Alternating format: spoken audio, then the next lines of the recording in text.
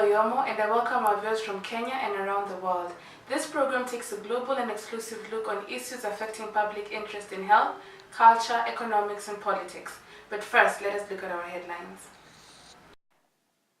Fire has gutted an electoral commission depot in Kinshasa, capital of the Democratic Republic of Congo, in the violent run-up to a presidential vote. The campaign to elect a successor to President Joseph Kabila on 23 December has been marred by deadly clashes. The president's mandate ended in 2016, but elections have been repeatedly delayed. On a handful of university campuses around the United Kingdom, a new weapon in the battle against cheating is being quietly tested. Many students know that cutting and pasting content can get them into trouble for plagiarism. Investigations into the promotion of cheating by YouTube stars have led to thousands of videos being taken down, tightening of precautions by the video platform. Now, a software is being developed using what is called forensic linguistics. The Kenyan Constitution has three financial regulators. These are the Salaries and Remuneration Commission, the Commission of Revenue Allocation, and the Controller of Budget. The sad news is most youth do not know the functions of these bodies and hence are lacking opportunities that these bodies could offer them. But please do send us your comments on @GBN and @Paula Oyomo. Thank you, Smaller Than Source from Machakos County on Facebook. He says that I am not aware about the different financial regulatory bodies and I cannot wait to listen and get informed. Truly stay tuned and get more informed about this. Most youth do not read the Constitution and therefore are not aware of the benefits of the different financial regulatory bodies to their economic growth. They are aware of the National Youth Fund and they do not follow up. Not really. No idea. You don't know that as a youth you're entitled to particular funds by the government? That we don't know. I think the government should actually advertise or promote that aspect. Or maybe the reason why they are chini ya maji so that they can eat that money. Because as we don't know anything about it. There is a wise saying that ignorance is not bliss. Reporting for GBN, I am Anita Gishobi. Anita Gishobi, can you hear me? Thank you for joining us. Kindly do tell us if the youth are aware about the different regulatory bodies and their functions and how they benefit them. Thank you, Paula. It is true that most Kenyans are not aware of the benefits of the financial regulatory bodies. However, they are aware of the National Youth Fund, but they have no clue of the benefits or even how to acquire it. Back to you in studio. Thank you, Oliver A. Morgan. He says the youth are suffering and need a voice. Joining me in studio is Stephen Masha, Deputy Controller of Budget, George Ooko, CEO of Commission of Revenue and Allocation, Michael Kinuthia, who is a youth and a businessman. Action. Stephen Masha, Deputy Controller of Budget, kindly do tell us how do you reach the specific counties, bearing in mind that your headquarters is in Nairobi, and also how does your office support the youth? But I forgot to add this question in the beginning. I'm sorry for the many questions, but kindly do tell us what your office does. The context that we operate in, we have one national government with projects spread across the country, right from Turkana all the way to Lungalunga, right from Lamu all the way to Kisumu. We have 47 county governments similarly spread across the country.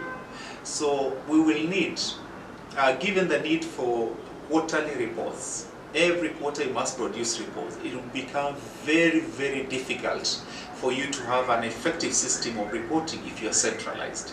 So essentially what we have done in terms of operationalizing the office and ensuring that we discharge our mandate in an effective way is to decentralize our services. So we are able to have an employee of the Controller of Budget stationed in Lamu, such that when the Lamu County has issues touching on budgets, there is a first person of contact. They are able to seek advice, they are able to get guidance, they are able to be assisted right on the ground. But if we were as you are putting it, to have a central sort of structure in Nairobi, then what would happen is that we would delay the response time. When a county on the ground, say the far-flung counties like Turkana needs assistance, for them to access Nairobi, for them to be on the either plane all the way to Nairobi, or even if it's by way of telephone, there's some issues that may not be clarified well on phone. So that's the reason as to why we have decentralized, to ensure that we are effective in our delivery of the mandate that Kenya has bestowed on us. In action. George Owoko, CEO of Commission of Revenue and Allocation, with your prowess in business, kindly do tell us why our counties are failing in ensuring that every member gets the proper facilities. We have seen in the recent past that there is corruption going on in different counties. How is your office ensuring that this does not take place? And also, how does your office benefit the youth? Divide revenue raised nationally between national government and counties, and also to divide money between the counties. We also have a responsibility to determine the marginalized areas for the purposes of receiving a collection fund, and we are also responsible for financial management in the counties. Those are the main functions. There are other functions like advising on legislation to do with the money bills. So I think I would say those are the broad functions of the Commission on Revenue Allocation, a very, very key constitutional commission. Okay, money does get there. Money always goes into the revenue accounts, and I know what you're talking about is perhaps incidents of misuse. Let me say broadly, money transfer devolution has been a success broadly, but of course there are challenges, and I think it's about focusing on improving on the challenges and ensuring that money that gets there is used well, it's accounted for. So I would say that it's work in progress. This system is only about now 6 years, going 7 years old.